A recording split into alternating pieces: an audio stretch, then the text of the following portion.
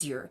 It's only that first few times that you're doing something that it feels like work, that it feels like, oh, I have to think about all these things and just be aware of all this behavior and where it's coming from.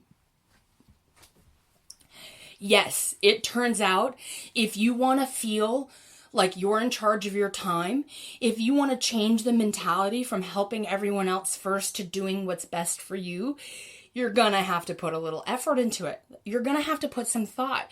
There's gonna be journaling involved. There's gonna be traditional talk therapy involved. There's gonna be actual uncomfortable conversations that you're going to have with human beings in your life in order to make self-care a priority, in order to switch the mentality around. Because chances are, if you're here and you've listened to this long, it's a struggle. It's something that you have to work through. And I'm here to tell you, baby, you are worth it. You are so worth it. And it builds. That momentum builds.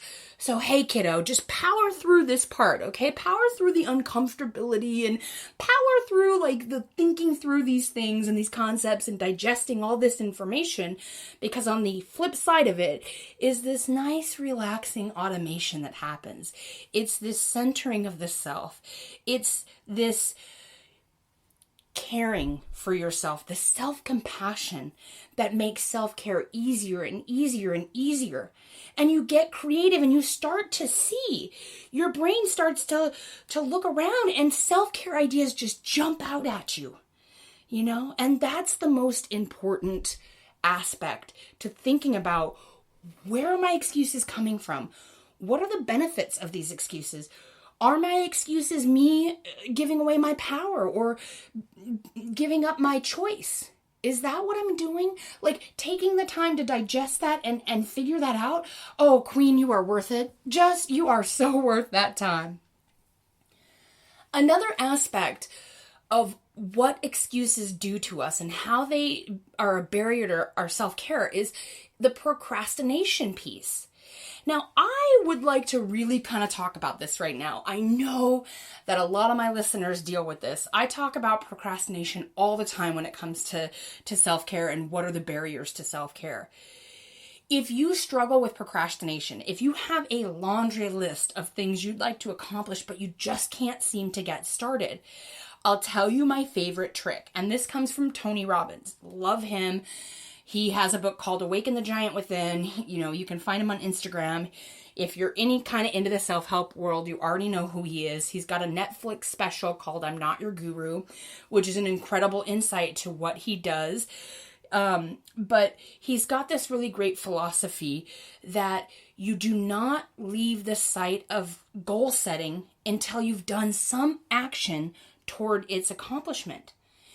And I want you to really kind of make this a mantra. If procrastination is something you deal with, there's a lot of reasons for it, right? A lot of times we procrastinate because of anxiety. Something seems too big, right? It's Mount Everest and I'm never going to get to the top. I'm not even going to start. But if you just put your shoes on, that's one tiny little action you can take that will get you to the top of Mount Everest. You're not going to do it without shoes. So let's start with the smallest thing.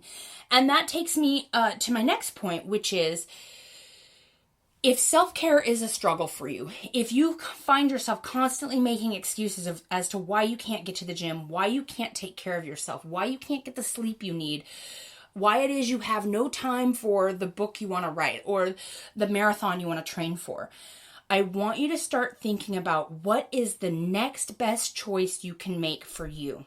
Okay, so I know life is hectic. I know things are busy. I know there's a million things pulling at you. And the second you turn this podcast off, you're going to hit the ground running.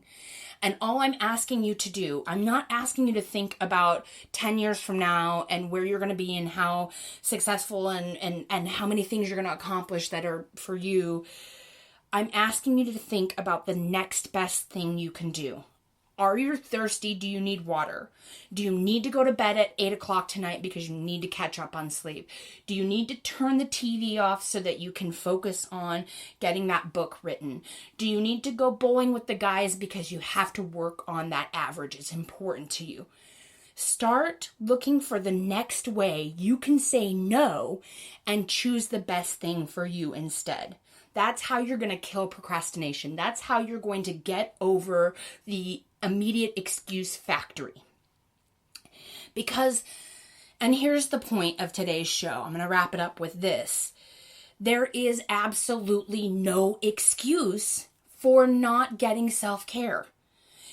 You might be too tired, you might be too busy, your kids might need you, your husband might be a jerk.